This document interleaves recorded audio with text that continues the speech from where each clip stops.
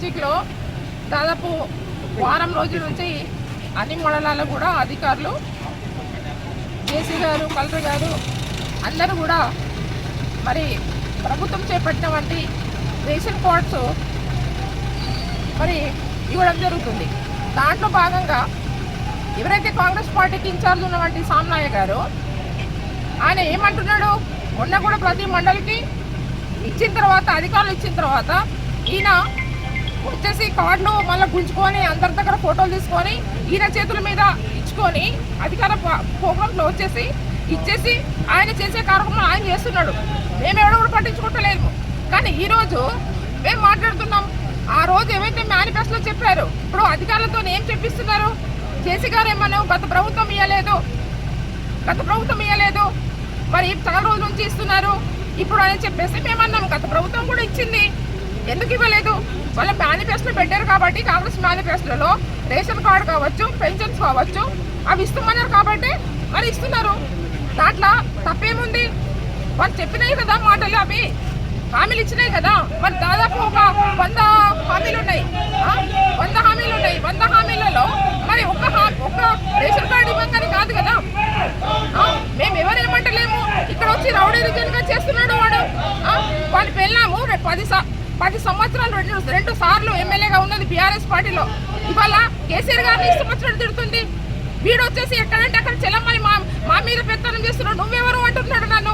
ఒక ఎమ్మెల్యేని పట్టుకొని నువ్వెవడు ఇక్కడ ఇవ్వడానికి అంటే మరి ఏంటిది అన్నట్టు చెప్పండి. అంటే ఈయన ఎక్కడి నుంచో వచ్చేసి దేశాలు తిరిగి మా ఆసిఫాబాద్కి వచ్చేసి ఈయన లోకల్ కూడా కాదు, నాన్ లోకల్. ఈయన వ్యక్తి ఇన్ని రోజుల నుంచి ఎంవీఐగా ఉండి ప్రతి ఒక్క మన వెహికల్ దగ్గర, మోటార్ సైకిల్ దగ్గర వాళ్ళని పీడించుకొని వాళ్ళ రక్తం తాగినోడు వీడు ఎమ్మెల్యే అవుతాడా? సచ్చిన ఎమ్మెల్యే కాడు. నేను చెప్తున్నా కదా, ఈ ఆసిఫాబాద్ నియోజకవర్గంలో ఆయన అంటున్నాడు కావచ్చు ఇక్కడ నేను ఎమ్మెల్యే అవుతాడు. ఎవడు కూడా ఓటేసే పరిస్థితి లేడు. వానికి ఈ రోజు పెత్తనం చేస్తున్నాడు. ఎక్కడంటే అక్కడ వచ్చేసి ప్రతి దాంట్లో కూడా మొన్న రేపైనా వచ్చిండు, మేమేమనలేదు. మరి వాకడొచ్చిండు, ఏమనలేదు. సరే పని మాట చేసుకొని అధికారులు ఇచ్చిన తర్వాత సరే ఆయన పాలాభిషేకం చేసుకుంటాడా, బయట కార్డు ఇచ్చుకుంటాడా, బయట ఏమైనా మాట్లాడుకొని మాకు సంబంధం లేదు. కానీ ప్రత్యేకంగా అరే వాళ్ళు గవర్నమెంట్ చెప్పింది కాబట్టి, హామీ ఇచ్చింది కాబట్టి, మేనిఫెస్టోలో పెట్టింది కాబట్టి ఇక్కడ అధికారులు కూడా వాళ్ళతో చెప్పిస్తున్నారు కాబట్టి గత ప్రభుత్వంలో ఇవ్వలేదెందుకంటారు? గత ప్రభుత్వం కూడా ఇచ్చారు. గత ప్రభుత్వం 2 బియ్యం ఇచ్చారు, ఇప్పుడు సన్న బియ్యం ఇస్తున్నారు. అంటే అది ఆ రోజు అఫీషియల్ ప్రోగ్రాంలో మరి ఈయన పాల్గొనవలసిన అవసరం ఏమున్నది?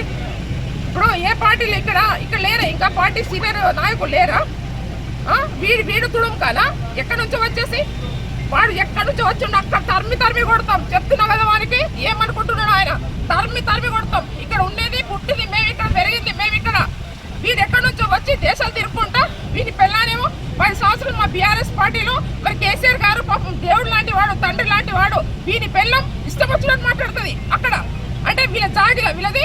వీడు ఎంవీఐగా ఉన్నప్పుడు మోటార్ సైకిల్లో వాళ్ళ పాపం వాళ్ళని పీడించుకొని తిన్నాడు, ఆటో వాళ్ళని పీడించుకొని తిన్నాడు, మన 2 వీలర్ మన 4 వీలర్స్ వాళ్ళని పీడించుకొని తిన్నాడు.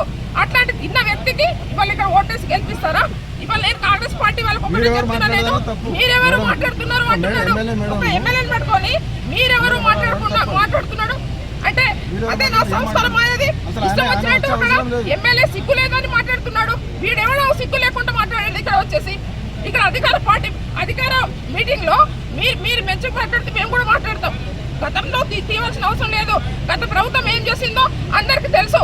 ఇవాళ జిల్లా హెడ్ క్వార్టర్ చేసింది ఇక్కడ.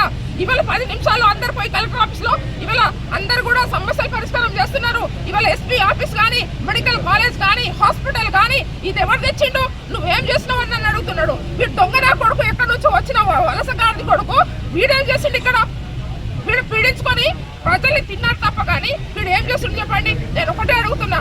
వీడు ఇంకోసారి మాత్రం అడ్డు వస్తే మాత్రం వీని మీద కఠినంగా ప్రభుత్వం నుంచి కూడా మరి చర్యలు తీసుకోవాలి.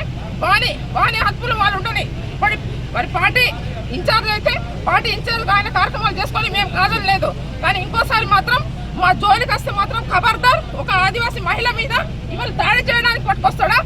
ఇవాళ ఆదివాసీ మహిళ మీద ఒక దాడి చేయడానికి పట్టుకొస్తాడా? ఇవాళ రౌడీలనే పట్టుకొచ్చిండు దాడి చేయడానికి. అంటే ఇదేనా వారి సంస్కారం? ఇక్కడ ఇవాళ కాంగ్రెస్ పార్టీ ఇవాళ ఇక్కడ ఉన్నవంటి మరి ఇన్ఛార్జ్ మంత్రి గారు కూడా మేము కంప్లైంట్ చేస్తాం. వాడు ఇష్టం వచ్చినట్టు సిగ్గు లేదా శరం లేదా